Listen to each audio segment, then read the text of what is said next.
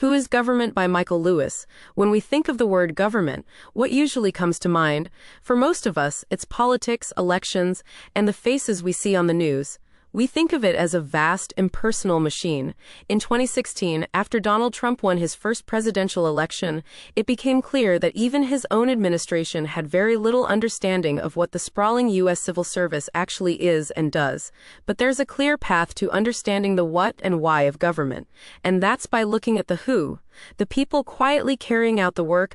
This guide brings together 5 fascinating profiles of contemporary American civil servants. Their stories uncover the hidden, often heroic work that keeps a country running. Our first story begins deep underground. In his student days, Chris Mark was a political radical.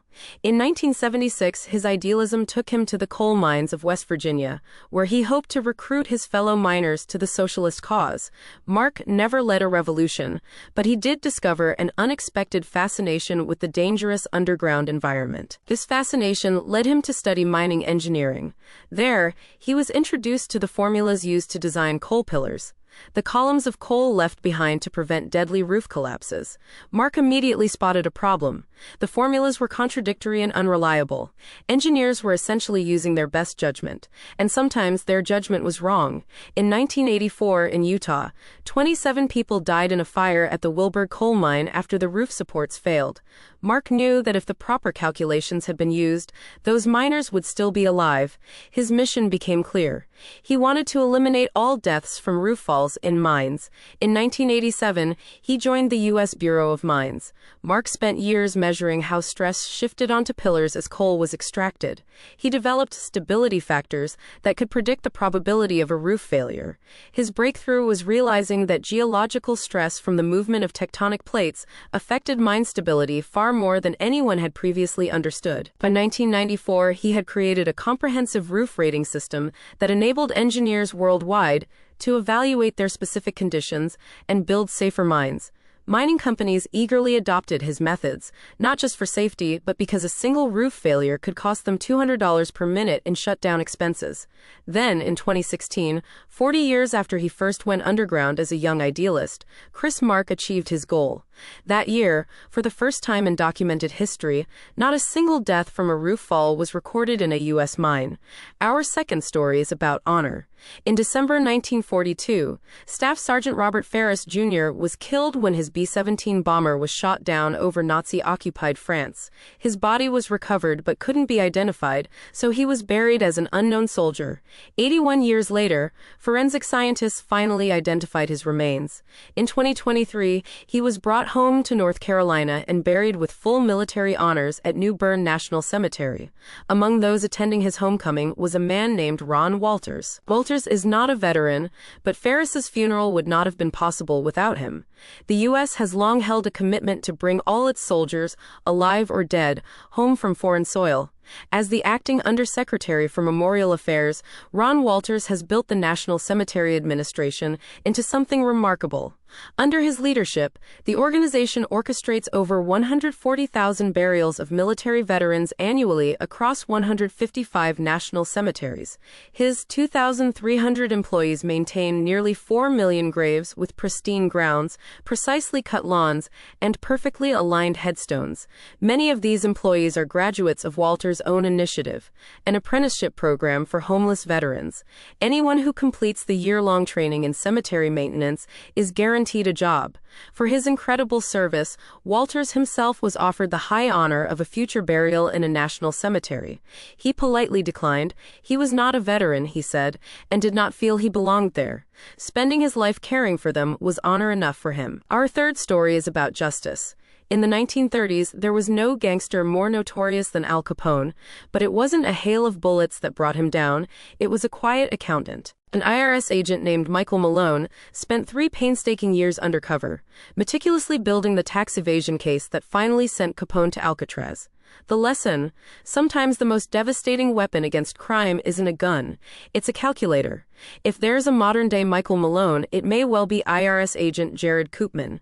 Koopman's cybercrime unit quietly provides breakthrough evidence in major investigations involving ransomware, human trafficking, and terrorist funding, all by tracing cryptocurrency transactions. Crypto transactions are generally anonymous, but they are not unrecorded. They create permanent, uneditable public ledgers.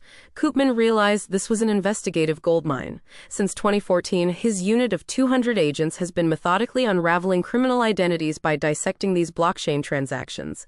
Their most famous takedown was of the dark web's most notorious marketplace, Silk Road. For years, its operator, Ross Ulbricht, known as Dread Pirate Roberts, thought he was untouchable. But one of Koopman's agents, Gary Alford, found Ulbricht's fatal flaw: a single carelessly exposed email address in an old forum post. That one digital breadcrumb connected his real identity to his criminal empire and led to a life sentence in federal prison. Nearly a century after Capone, the principle remains the same. Criminals always leave a trail, and the IRS knows exactly where to look. Our fourth story is about memory. When British forces marched on Washington in 1812, the original copies of the Constitution and the Declaration of Independence were saved by brave clerks who rescued the documents. Yet for generations, these records were preserved haphazardly. In 1921, a fire destroyed most of the 1890 census, a crucial chronicle of American history.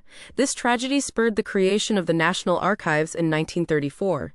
Today, the Archives' mission is not just preservation, but also driving transparency and democracy through access.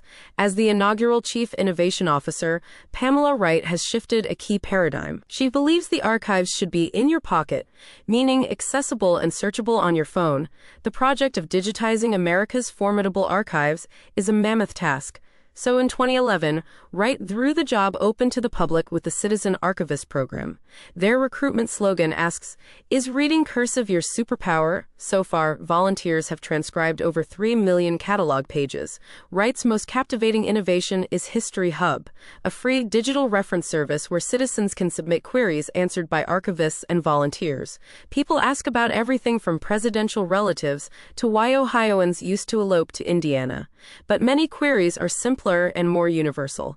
People tracing their own family histories, looking for immigrant grandparents and long-lost cousins. Pamela Wright's impulse to open the archives to all citizens is driven by the same belief that drove those clerks in 1812, that these records contain the story of America, and that this story should never be lost.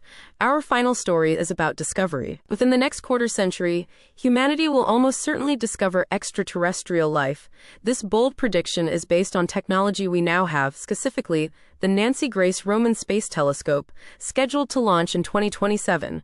With a vision 100 times broader than Hubble's, Roman will be able to block starlight to reveal hidden planets, allowing scientists to identify worlds where life might flourish. The people leading this charge work at NASA's Jet Propulsion Laboratory, or JPL. These are the scientists laser-focused on finding exoplanets. People like Vanessa Bailey. She's one of the few people on Earth who can say they've directly photographed an exoplanet. While studying astronomy, she spent about 100 nights at a telescope before she detected a Jupiter-sized world. At that time, only 14 exoplanets had ever been identified.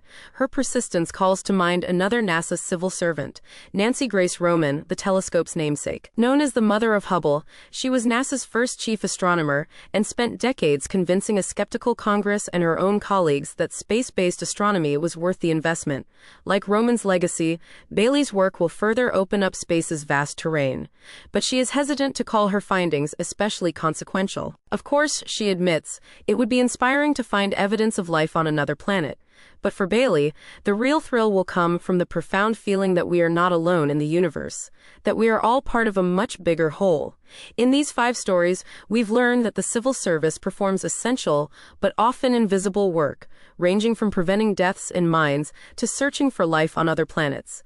These are the people who tackle work that private companies might find unprofitable or politically risky.